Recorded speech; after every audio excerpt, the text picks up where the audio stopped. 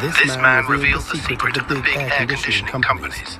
He did not have much money to buy an air conditioner. With his knowledge in air conditioning, he used recycled objects to make an air conditioner. He used pieces of copper pipe to connect them together.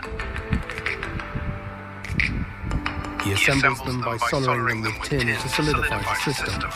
And he used a DC motor and a helix allowing ventilation.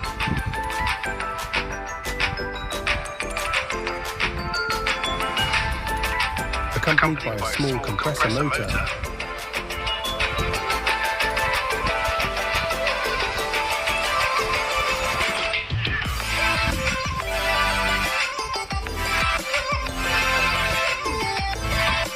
And he used a refrigeration gas, and it works very well.